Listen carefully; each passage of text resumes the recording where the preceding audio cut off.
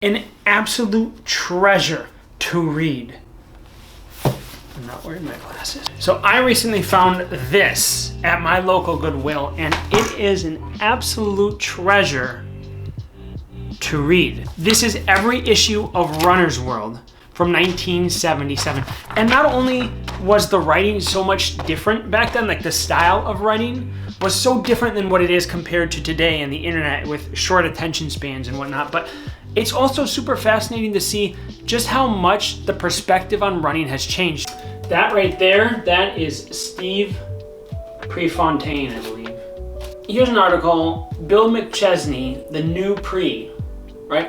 And I've never even heard of this guy. So something I seem to have stumbled upon is that a lot of the predictions of who's gonna be the next big prodigy oftentimes end up wrong. I was curious to find out whatever happened to this guy. Let's take a look.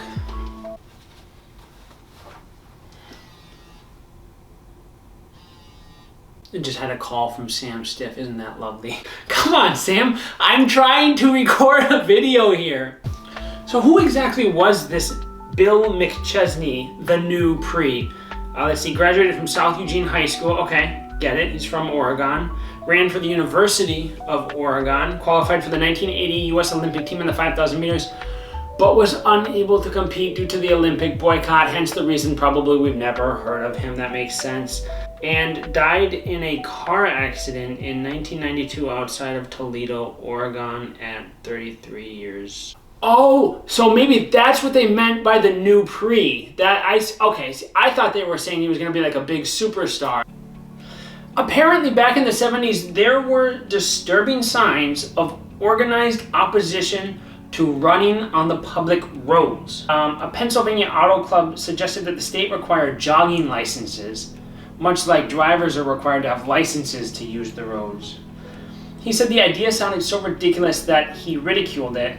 He made up an exchange between a runner and a police officer, which ended up with the cop saying, "I'm citing you for running without a license. That's illegal here. We can't have you people all over our roads like you own them, making them unsafe for drivers." Are shoes cheaper today compared to the 1970s? So there are tons of ads in here for different varying shoes, and it looks like a lot of the average prices, 20 to 30 bucks. Today, I think the average price for a pair of shoes is like 120 to 160. Okay, so after adjusting for inflation, it seems like the shoe prices are fairly comparable. However, I will say shoes today seem like they are significantly better than they were back then, so I think you're definitely getting a better value today. The ads from shoe companies back then were so much cooler. I mean, look at this one here. Color this ad yourself and save up to $19. This ad should be in color, but that would cost us a lot of money. At Brooks Shoe Company, we believe in putting our money in our shoes. Interview with famous sports psychologist Thomas Tutko. Thomas Tutko. You don't even have to have people know you're doing it because you know it. And you know when you give up or slow down or try like hell. You have that feeling inside you.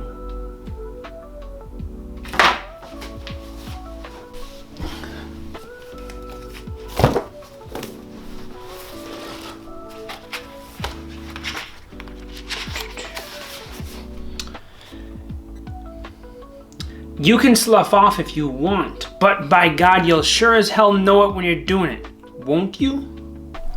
I'm genuinely wondering if John L. Parker, the author of Once a Runner, drew some inspiration from this article in Runner's World. And when I read that sentence, it reminded me exactly of that sentence in Once a Runner, which is one of my favorites. The whole concept of like, you don't need people watching you. You know in your heart whether you're giving an honest. Here in this article, The View from the Middle by Joe Henderson, he speaks about a movie from Marlon Dara called Marathon. And it's apparently a movie about the 1976 Olympic Trials Marathon. And the things people say about that movie here, it's said in 28 minutes what I'd been trying to write about running for more than 10 years.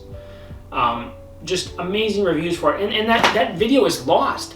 Like, I scoured the internet for it. I even reached out and posted something on Let's Run to see if anyone had any idea where I could view that video, and it seems to be just totally lost. It says here that Runner's World bought the rights to it, so maybe I'll reach out to them and see if they still have it, but I don't even think this is the same Runner's World as the one that exists today.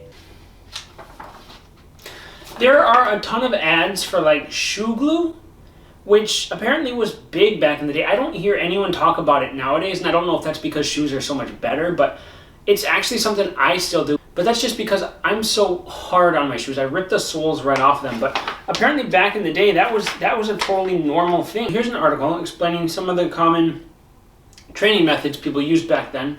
This one here is called Fearlick. And here's how it's described. This adaptation of a well-known training method cannot be used in all cities, but most have at least one suitable section. We New Yorkers are lucky that we have many suitable locations.